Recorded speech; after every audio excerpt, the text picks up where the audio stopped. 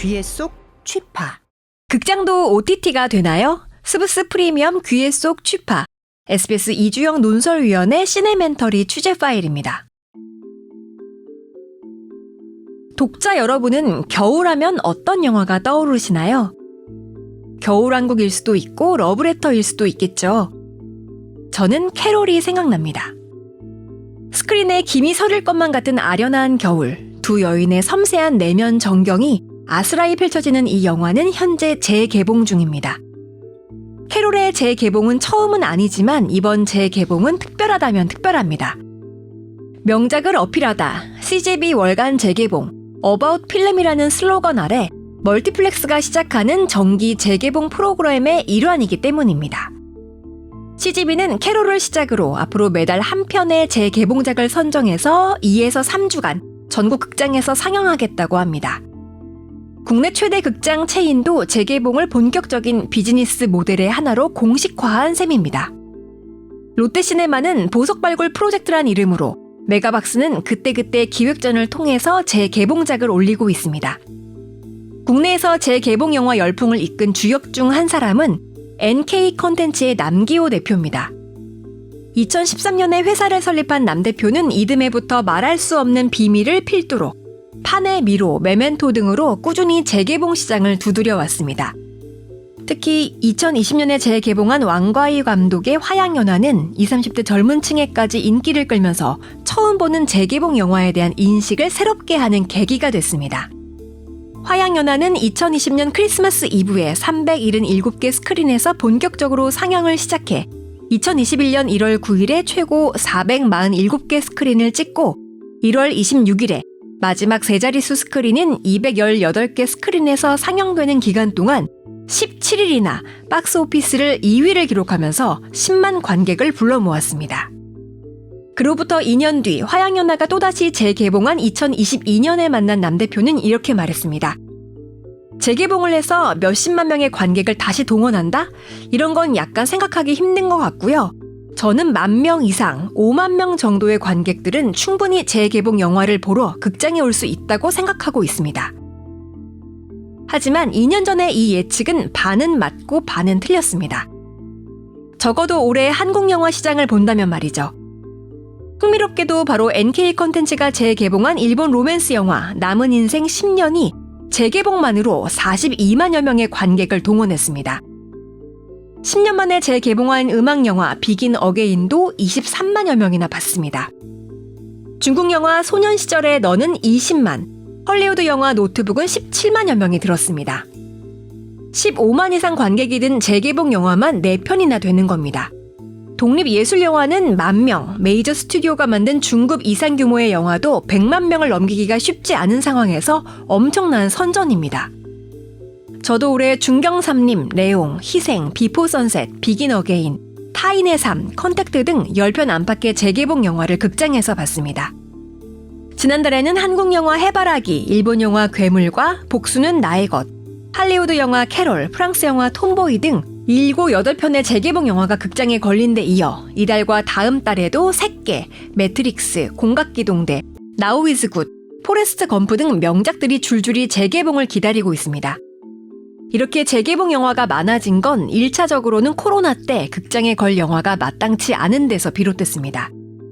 코로나로 신작 개봉이 계속 미뤄지면서 재개봉 영화가 비집고 들어올 틈이 생긴 겁니다. 그런데 그 당시에 새로운 영화 제작도 제대로 안 되면서 엔데믹 이후에는 스크린에 틀만한 신작 영화가 부족한 상황을 맞고 있습니다.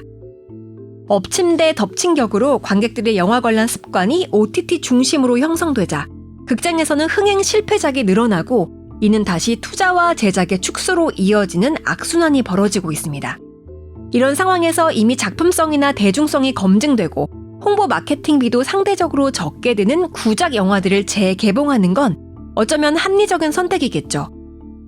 운이 좋으면 꽤 짭짤한 수익을 기대할 수도 있고요. 최근 재개봉작들은 재개봉 주기와 이유도 무척 다양해졌습니다. 괴물 블루자이언트의 경우는 개봉 1주년 기념, 나이브스 아웃은 5주년 기념, 가장 따뜻한 색 블루, 비긴 어게인은 10주년 기념, 노트북은 개봉 20주년 개봉을 명분으로 삼았습니다. 아바타 타이타닉 동경 이야기는 4K 리마스터링 재개봉, 콜롬비아 픽처스의 컨택트, 베이비 드라이버는 영화사 창립 100주년 기념 등 제각각의 명분을 걸고 극장에 다시 걸립니다. 흥행 성적도 대체로 나쁘지는 않은데 예측은 쉽지 않습니다. 개봉한 지 얼마 안 된 영화일수록 또 여러 차례 재개봉할수록 관객이 주는 게 보통일 것 같은데 그 공식이 딱 맞아떨어지지도 않습니다. 남은 인생 10년은 바로 1년 전 첫 개봉 때보다 3배나 많은 관객이 들었습니다. 노트북은 2004년 첫 개봉 이후 올해까지 4년 주기로 재개봉하고 있는데 42만, 18만, 7만으로 관객이 줄다가 올해는 다시 17만여 명으로 급증했습니다. 이렇게 되면 극장도 거의 OTT의 특성에 수렴해 갑니다. 최신 개봉작을 올린다고 무조건 관객이 오지 않습니다. 종종 천만 영화가 나오기도 하지만 관객은 과거보다 분명해진 취향과 목적을 갖고 계획적으로 극장에 옵니다. 내가 보고 싶을 때 보고 싶은 영화가 걸리면 극장을 찾습니다. 태어나지 않았거나 어려서 못 봤던 과거의 명작을 극장이라는 공간에서 영화답게 즐기고 싶다는 욕구가 있습니다. 저도 개봉 당시엔 볼 수 없었던 카사블랑카나 배너, 바람과 함께 사라지다, 아라비아의 로렌스 등 명작을 극장에서 재개봉한다면 다시 볼 겁니다. 지난 2022년 워너브라더스 100주년 기념 재개봉 때 극장에서 봤던 사랑은 비를 타고도 좋았고 1998년 대한극장에서 마지막 70mm 필름 상영으로 봤던 아라비아의 로렌스는 감동이었습니다. 사실 좋은 영화는 이미 많이 나왔습니다. 새로운 영화가 더 필요할까 싶을 정도로 많죠. 이 영화들만 다 보고 죽기에도 벅찰 정도입니다. 하지만 시대 변화에 발맞춘 영화들도 계속 필요하고 영화라는 미디어와 산업을 유지하고 발전시킬 신작 영화와 인력들도 계속 필요합니다.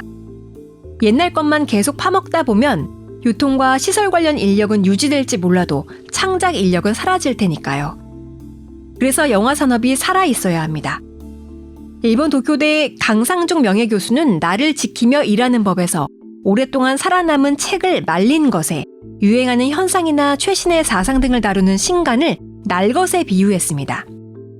고전처럼 말린 것은 신선하지 않고 자극도 없지만 안정성이 검증돼 배탈이 날 염려가 없고 몸에 좋은 반면 신문이나 신간 같은 날것은 익히지 않아서 가끔 배탈이 나기도 하고 안정성과 영양가에서 검증되지 않았지만 제철 음식이니 신선하고 맛도 있다는 겁니다. 또 고전을 심호흡에, 신간을 폐호흡에, 신문을 피부호흡에 비유하기도 했습니다. 책뿐 아니라 영화도 이와 같지 않을까요? 신작도 필요하고 재개봉 명작도 필요합니다. OTT가 극장화되었으니 극장이 OTT화하지 말란 법은 없습니다. 재개봉 영화가 새 영화 개봉에 비해 영화 산업을 돌리는 데 필요한 동력이 훨씬 적은 것도 사실이지만 또 아나요? 하다 보면 새로운 돌파구를 마련할 계기가 될지도 모르죠. 극장 가서 영화를 보는 행위가 과거처럼 작품 감상이 아닌 이벤트로 성격이 변질된 동시에 더 이상 프로야구나 공연 관람과 같은 값어치의 이벤트가 아닌 아이러니한 시대입니다. 이왕 상황이 이렇게 됐으니 극장도 이미 개봉했던 명작, 문제작, 화제작을 상시 재개봉하는 걸 사업 모델 중 하나로 적극적으로 추진했으면 합니다. 극장이 또 다른 형태의 OTT가 되는 것, 저는 찬성합니다. 여기까지 SBS 이주영 논설위원의 시네멘터리 칼럼, 저는 아나운서 윤현진이었습니다. 스브스 프리미엄 스프 앱을 다운받으시면 유익한 콘텐츠를 더욱 편리하게 만나보실 수 있습니다.